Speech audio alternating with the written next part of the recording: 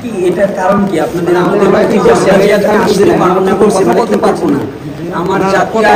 আমার জাতি আজ এইভাবে যে নিঃস্ব এবং আমার জাতি যেভাবে লাঞ্ছিত এবং বঞ্চিত এবং যেভাবে এটা যদি আমরা কোনভাবে তাদের সান্ত্বনাও না দিতে পারি তাহলে আপনাদের দ্বারস্থ হয়ে আমাদের লাভ। আপনাদের সান্ত্বনা দেওয়ার জন্য আমরাও কাজ করতেছি, অবভিয়াসলি আমরা সহায়তা করতেছি। তাহলে সেই জন্য আপনারা আমাদের বিতাড়িত করে দেবেন যে আমরা কোনো কথা বলতে পারবো না, এটা আমাদের মুখে তালা মারা। আমরা কি বাংলাদেশের নাগরিক হিসেবে কোনো কথা বলতে পারবো না, এটাকে আমাদের মুখ বন্ধ করে না?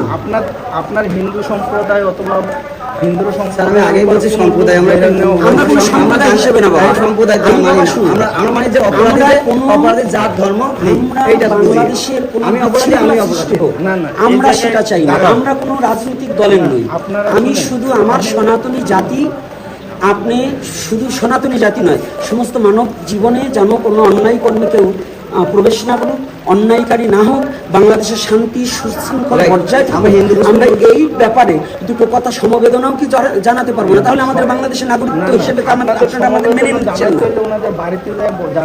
বাড়ির, এটা তো গ্রামের আওতাধীন। একটা বাড়িতে যেখানে একটা ভিকটিম একটা যদি আমাদের তার সেই দাঁড়াও একটা কথা, বাবার সাথে কথাটা আমি বলে নেই না কেন, স্যার যখন কথাটা তুলছে আমরা একটা কথা বলবো না,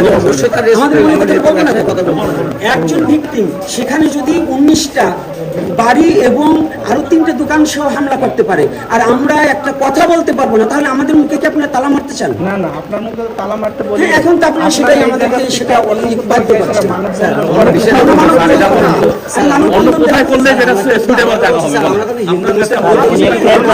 আমরা একটু কথা বলতে যদি আপনারা না দেন, বৃষ্টি হচ্ছে, আমরা এই যে এইভাবে কথা বলে আমরা 10টা মিনিট সময়, আপনারা 10 মিনিট দিলে আমাদের হয়ে যায়। তার তখন আমরা কেন বলে যাই, আমরা এখানে আমরা বলেছেন যে আমরা আর কোনো কথা বলতে পারবো না, তাহলে চলে যাবে। আমার নাম গোপীনাথ দাস।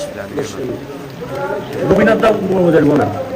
এখানে বিষয়টা আছে, আমরা তো আমি যে কথাটা বললেন যে হিন্দু মুসলমান এটা কখনোই বাংলাদেশে আমাদের কখনো কাম্য হতে পারে না। আমরা এখানে কি সুশীল সমাজের চিন্তা ভাবনা হিন্দু বাংলাদেশে বসবাস করি, আমরা বন্ধ করে দিই ভাইয়া প্লিজ, ওরকম বলে আমরা বন্ধ করে দিই। আমরা যেটা করলে না হয় সেটা করে ফেলবো, সমস্যা নেই। আমরা সর্বদাই আইনের প্রতি শ্রদ্ধাশীল, আইনের বাইরে আমরা কখনো ভুলেও চিন্তা করি না। আইন প্রশাসন আছে বলে আজকে আমরা এই সমাজে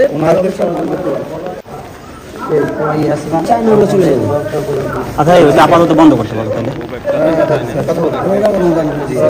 না আপনার সাথে কথা বলি, আমরা ওইটা ভিকটিমদের হাতে দিয়ে আমরা বের হয়ে যাই। হ্যাঁ এটাই না, এখানে যদি তারা বলে যায় যে না আমাদের আসলে বাংলাদেশে অত্যাচার হবে এইভাবে তাদের হতে সহায়তা করে, তারা এর সাথে মেনে নিতে হবে।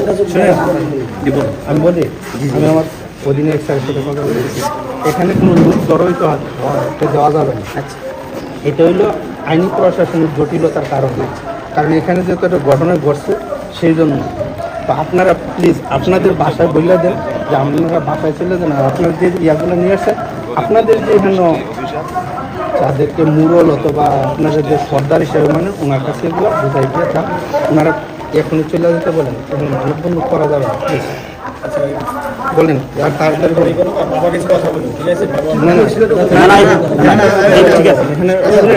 একটা প্রশাসন প্রশাসন আমাদের পক্ষে আপনাদের পক্ষ নিয়ে আমরা ঠিক আছে। এই বাংলাদেশে আমরা সংখ্যালঘুরা অত্যাচারিত হবে আপনাদের চোখের সামনে, কিন্তু আপনারা সেটা সহ্য করে নেবেন। আর সেটা আমি এখন আজকে থেকে বুঝলাম, আপনারা আমাদের অত্যাচারে সহযোগিতা করছেন, কিন্তু আমাদের কোনো সান্ত্বনা দেওয়ার জন্য আপনারা নেই। হিন্দু চলো আমরা চলে যাই।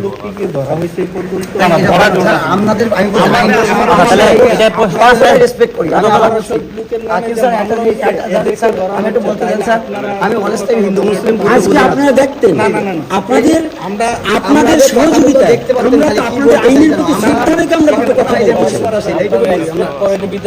আমরা আইন প্রশাসনের সর্বোচ্চ আদেশ সম্পূর্ণ আদেশ বলে দিলাম। এখন দেখেন আপনারা ওনাদেরকে বলে দেন।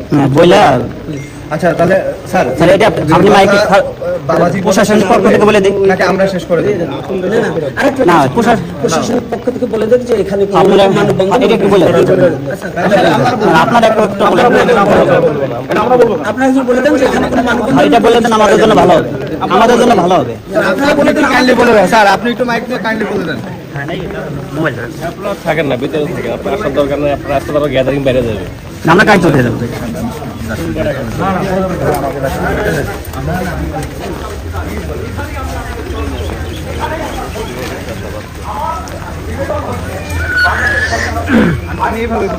আচ্ছা আপনি, হ্যাঁ সব থেকে ভালো হয় আপনি বলেন। উপস্থিত সম্মানিত এলাকাবাসী, আপনারা এখানে ঘটনা নিয়ে অবগত আছেন যে ঘটনা ঘটছে, সেই পরিপ্রেক্ষিতে আপনারা যে এখানে একসাথে জড়ো হয়েছেন, এটা কিন্তু আইনি প্রক্রিয়ার একটু জটিলতা সৃষ্টি হয়েছে। আপনারা এখন সবাই যার যার নিজ নিজ বাড়িতে চলে যাবেন। যদি আপনাদের কোনো সমস্যা হয়, এখানে পুলিশ প্রশাসন আছে, সেনাবাহিনীর ক্যাম্প আছে, আপনারা ওই স্থানে যে অবগত করাবেন। আপনাদের পাশে আমরা দাঁড়িয়ে আছি, সবকিছু করতেছি, আপনারা আমাদেরকে অবগত করাবেন এবং আমাদেরকে সহযোগিতা করবেন, এটি আপনাদের কাছে কামনা। আপনারা এখন যার যার বাসাতে চলে যান। ধন্যবাদ।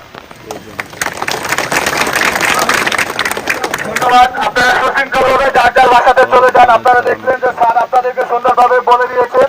আমি আশা করবো আপনারা প্রত্যেকে যারা এসেছেন, গোপীনাথ বাবাজির পক্ষ থেকে আপনাদেরকে প্রণাম, এবং আপনাদের পাশে গোপীনাথ বাবাজি আছেন। এটা মনে রাখবেন যে বাংলাদেশের সকল সনাতনী আমরা এক, আমরা আলাদা কেউ কিছু না। আপনারা সুশৃঙ্খলভাবে বাড়িতে চলে যাবেন। ধন্যবাদ।